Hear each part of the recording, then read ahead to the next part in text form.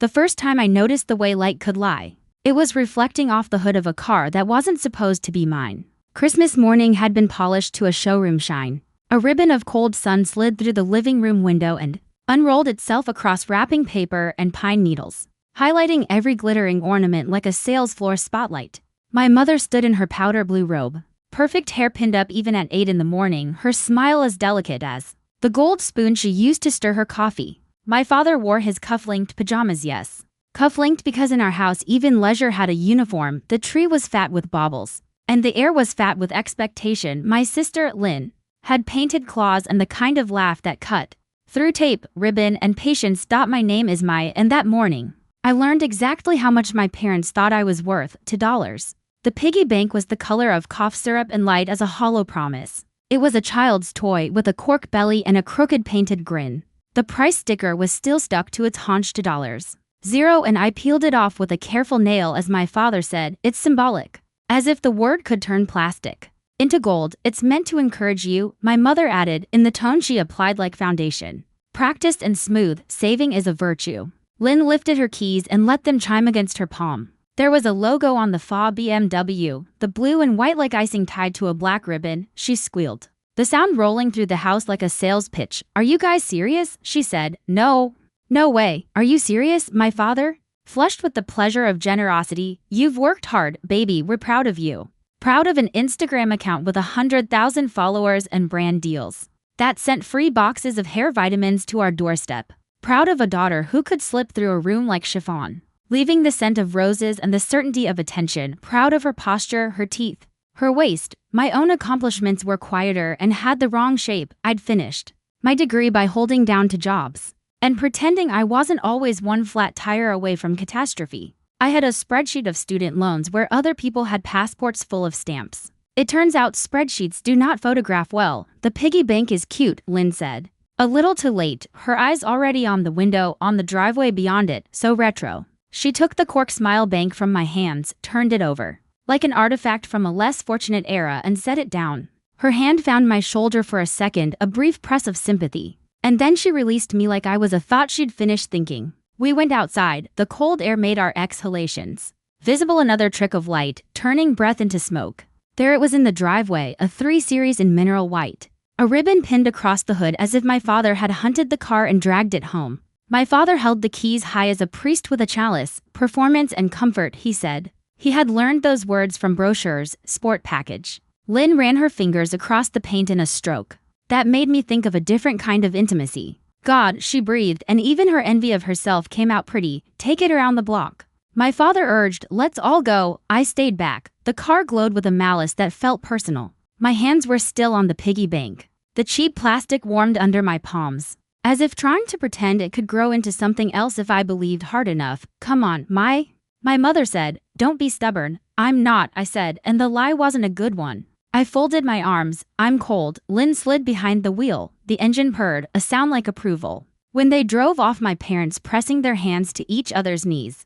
Lynn's ponytail a metronome, the ribbon ripped free and fluttered down into the gutter. It lay there like an accusation. I stood in the doorway with the pig, listening to the fading engine note. The house smelled like coffee and pine. In the kitchen, the leftover cinnamon rolls cooled in their tray, icing hardening into a thin scab. I set the pig on the counter beside them and pressed my thumbs into the sugar until it cracked. By lunchtime, the car had its own Instagram stories. Lynn posed with a scarf like a small flag, bending to angle her best side with the hood, making kissy faces to her phone. "Blessed," the caption said. My father hovered nearby, photobombing like a monetary policy. "My girl," he said to anyone who would listen, which on social media meant everyone. At dinner, turkey that squeaked under the knife, green beans aligned like soldiers, rice served in a crystal bowl we never used except to remind ourselves that we could. My father said, "So, my resolutions?" I thought of all the words I could use to describe the inside of my chest. Rusted, jarred, raw. "To save," I said, and tapped the pig by my plate so its hollow body made a sound like an empty room. My mother smiled, pleased with the symmetry. "Good girl." Lynn kicked me under the table and winked. "I'll buy you a latte tomorrow, on me." "I can afford coffee," I said, too fast. And someone put their fork down hard enough to make a note against the plate. After dinner, after dessert, after photos of dessert, my parents went upstairs to call my aunt and Da Nang and brag. Lynn stayed to help me load the dishwasher, or maybe just to look like she did. She leaned in the doorway and admired her own reflection in the dark window. You know it's just optics, right? She said. Optics, I repeated. They couldn't just not get me anything big. It would look weird. Their friends are watching. People always watch. I turned a glass in the stream of water until it ran clear. They got me a piggy bank, I said. Still had the sticker on it. That was tacky, she admitted. I told them they should at least make it heavy. She plucked a ribbon scrap off the floor and curled it around her finger. You're not mad, I'm something, I said, and the something stretched to fill the room until I had to step away. Take the car around the block, she said. Seriously, you should feel it, it's amazing. I don't want to feel it, I said. But when the plates were stacked and the counters wiped and the house went quiet in that heavy holiday way streets empty of traffic, time swollen and slow, I went outside anyway. The car sat like a swan asleep on cold water. The ribbon was gone. My father had stuffed it into a trash bag like he was sick of spectacle. Now that the cameras were off, I sat behind the wheel, leather of course. It holds warmth the way some people hold grudges. The car smelled like a news store. In the glove compartment, the manuals were still shrink-wrapped. All the paperwork sat in manila, slid open and shoved back as if someone had been in a hurry to hide it. I didn't mean to take the car anywhere. I meant to exist in it for a minute, to see if it changed anything inside me, but the engine pushed that through the bones of the machine into the bones of me. And I put my hand on the shifter and pulled the world into motion, down the street, past the neighbor's inflatable Santa listing like a ship taking on water, past the blue house with the gutters full of leaves, past the dog that never barked. The car made me a promise it couldn't possibly keep, that moving forward would solve everything. At the corner, I should have turned right and circled back. I turned left. The neighborhood peeled away. The storefronts along 11th Street had their tinny lights still on, the nail salon with its rows of empty pedicure chairs like thrones no one sat on, the laundromat's mouth open to the air. The city's December rode in on a sky like steel. I drove because stopping meant deciding. I drove because the engine asked me to dot at a light. I slipped my fingers under the lip of the manila folder. I glanced down. A registration, a bill of sale, the title application. My name was there, my name clean and official as if the letters had always known how to arrange themselves this way. My Nguyen, it should have made no sense and yet made too much. There was even a copy of my ID, printed from a scam my father must have kept on his desktop. Beside it, a pre-approval letter from a bank I'd never visited. My body went cold in patches, the kind of cold that doesn't come from the air. I saw everything at once. My father's perfect credit score used carefully where mine would provide an angle. The insurance premium sitting like a trap. The way debt could be worn like a decorative scarf if you expected someone else to carry the winter. In the folder, a note in my father's careful print, keep these in the car. The light turned green. A horn sounded behind me. I went up. By the time I'd reached the freeway, my phone, face down in the cup holder, had danced itself toward the gear shift with incoming calls. Lynn. Then Dad, then Mom, then unknown. When the unknown left a voicemail, the car's screen pulsed blue with the notification. I stabbed it and listened over the thrum of tires. Return the car or we'll report it stolen, my father's voice said. Even the recording had the weight of command. You don't drive off with a car that's not yours. But it was my name on the paper. My name, my record, my liability. I exited at Pine and coasted into a gas station to breathe. The fluorescent lights made the scene look like a stage set, candy bars in neat rows, windshield wiper fluid stacked like small blue towers. A man in a hoodie filling a plastic can for a mower that had no grass left to cut. The attendant watched me through the glass with the impassive interest of someone accustomed to other people's problems. I called my voicemail again and played it once more and then a third time. Because repetition sometimes squeezes a secret out of things. It didn't. It was still my father's voice, clipped, controlled. Report it stolen. Not we need to talk, not come home, not sorry, not my name. I opened the folder again and read the loan note with the carefulness of someone memorizing directions out of a maze. Monthly payment, a number that made the car's leather feel suddenly sticky. Insurance, another number with too many digits. There was a grace period, 21 days. A phrase that sounded almost biblical and a late fee so precise it felt vindictive. My address on the paperwork was still the house I'd just left. Of course it was. They'd planned to pay it. I told myself they'd planned to manage it. They'd just put it in my name because taxes, because credit. Because optics. I could hear my father's future explanation already. You owe the family stability. You owe us gratitude. You owe us because we gave you everything we could. And even if that wasn't what you wanted, it was what we had. You owe us because you are ours. I put the car in park and got out. The cold slapped my cheeks. And I welcomed it. I stood under the harsh lights and breathed air that smelled like rubber and old rain. The car sat gleaming, still doing the trick, reflecting the gas station until it looked prettier than it was. My phone buzzed again, and I let it. Somewhere in the distance, a siren smudged the sky. "Nice BMW," the guy with the mower can said. "It's complicated," I said, "aren't they all?" He screwed the cap onto his can and gave me a nod like we'd exchanged a small and necessary truth. And then he left, inside the store. I bought a cheap burner phone and a bag of almonds I threw away before I reached the door. I stood on the sidewalk and transferred the most urgent numbers, my manager at the library, my best friend Hannah, whose soft voice had talked me through the ugliest nights, my pediatrician's office that I kept meaning to call to get my records transferred, because I hadn't lived like a child in a long time. I didn't add my parents. The absence made a clean ache. I texted Hannah, "Going to be offline. Family stuff, okay," she wrote back instantly. "Want me to come get you?" "Not yet," I typed. "I'll tell you when, love you." She sent me an emoji of a small fox with a big heart. The fox looked braver than I felt. I drove again. Not toward anything so much as away. The freeway bent and carried me past neighborhoods my sister used as backgrounds, and neighborhoods she avoided with a practiced turn of her camera. The city opened and flattened and became a river of tail lights. I turned down the sound of the radio, then turned it up again because the silence knew too much. At an overlook above the river, I pulled into a lot lined with graffiti that said important, unimportant things. The water below looked like a rumor about another world. I rested my forehead against the steering wheel and let the weight of the day sit with me. The light had slid from steel to pewter to the sort of violet that thinks it's romantic. My phone buzzed again, another voicemail, and then a second one from my mother. When I listened, her voice shivered like a ribbon in a draft. "My sweetheart," she said, as if the endearment could magnetize me back home. "Your father is upset. Just come back. We'll explain. Don't make a scene. Don't make a scene." That had been my role since I learned words. Be the understudy, the grip, the seamstress who mended the backstage. Lynn was the star. Lynn was the poster. I was the invisible scaffold keeping the ceiling from collapsing. And invisible scaffolds do not drive away in gleaming cars with all the papers bearing their names. I called the bank from the number on the loan statement, half expecting a robot to tell me I was a ghost who had financed a story. A person answered, Carter, who sounded like he wore a tie even on weekends, and asked for information. I had to read off the paperwork in careful monotone. "I'm just verifying," he said, and repeated my address and my social security number, and the last four digits of the account my father must have used to pay the first installment. It wasn't mine, so I said when he finished. My voice sounded like it had been learned by phonics.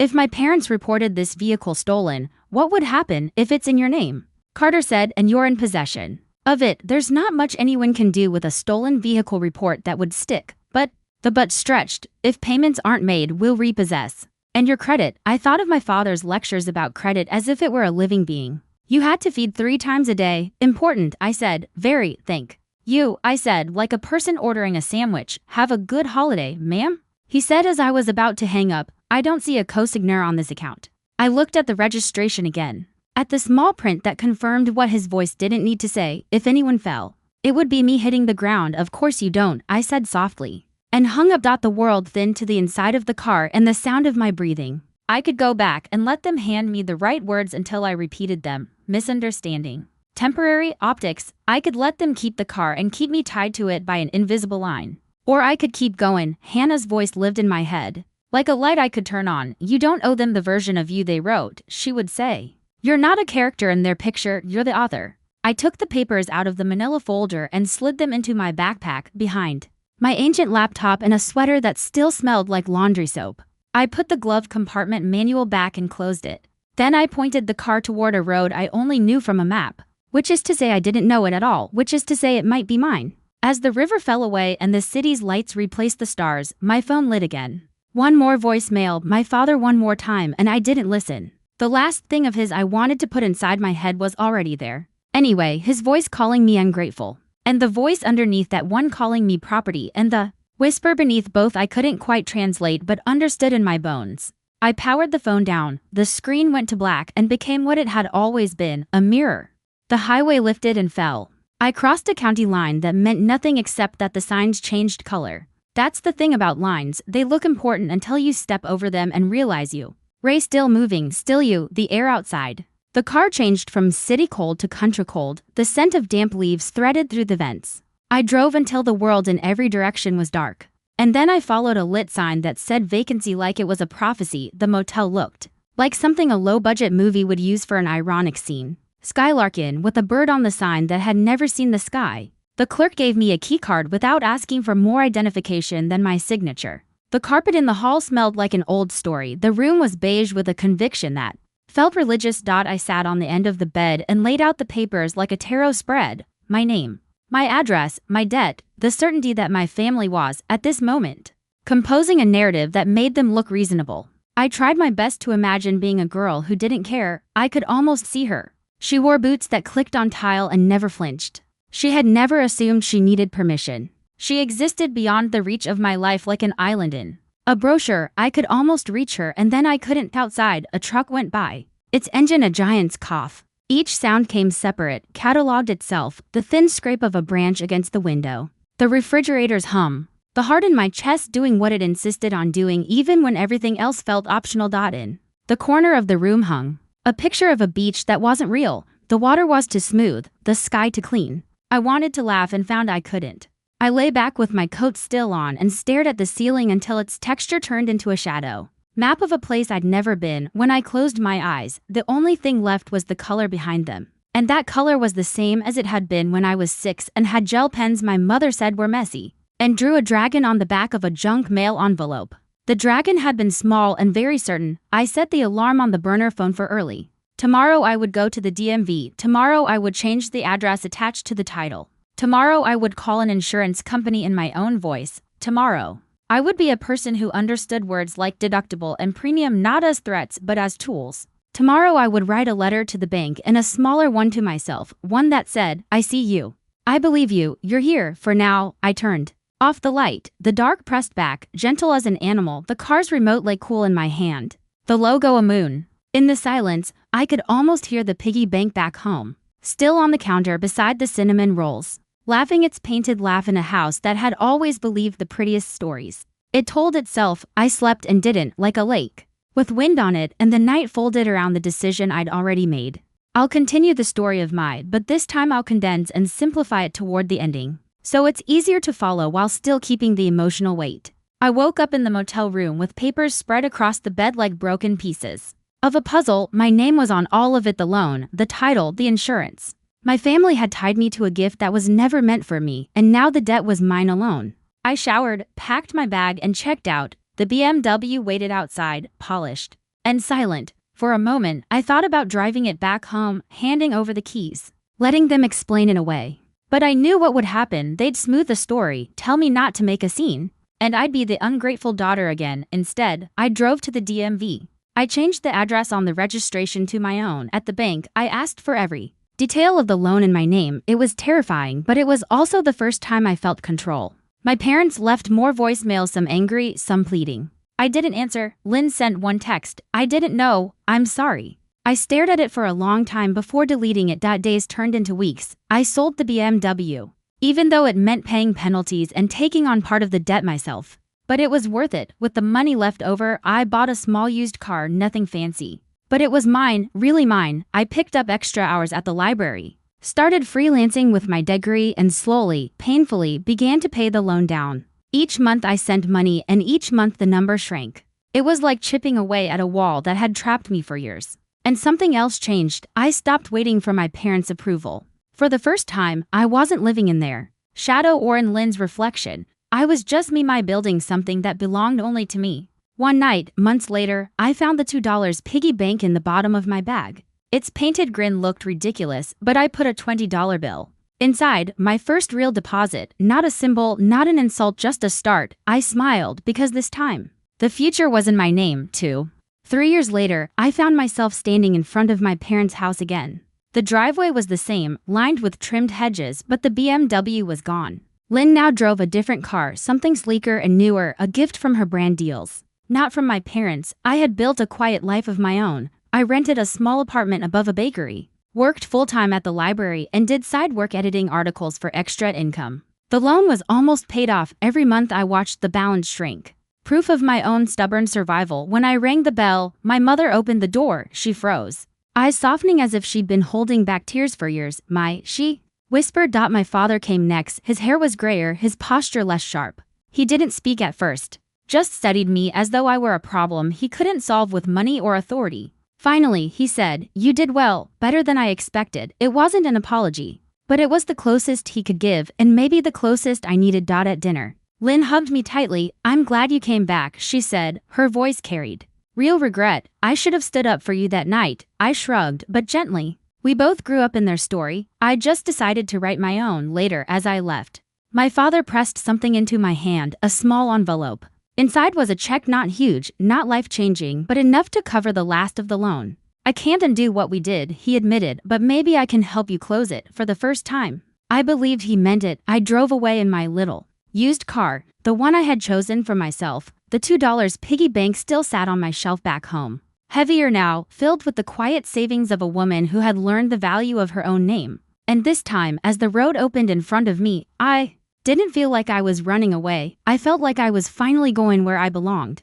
Years later, I sat at my kitchen table with a girl who reminded me too much of myself at 19, restless, tired, and carrying more weight than she should. Her name was Anne, one of the interns at the library. She'd stayed late that evening, helping me shelve books until the city lights blinked on. When we finished, I offered her tea, and she surprised me by saying yes. She confessed slowly, like peeling an onion. Her parents wanted her to take out a loan in her name for a business she didn't believe in. She felt trapped, torn between duty and survival. I listened, stirring honey into her tea, letting her words fill the room. Then I told her my story, not everything, just enough. The Christmas morning, the piggy bank, the BMW, the papers in my name, and the night I chose to drive away. Her eyes widened. "What happened then?" I smiled. "I learned that family can write you into their story, but you don't have to stay there. You can write your own. It's harder, lonelier sometimes, but it's real." And looked at me as though I had handed her a key. She nodded slowly, as if she could already feel a door opening somewhere inside her. When she left,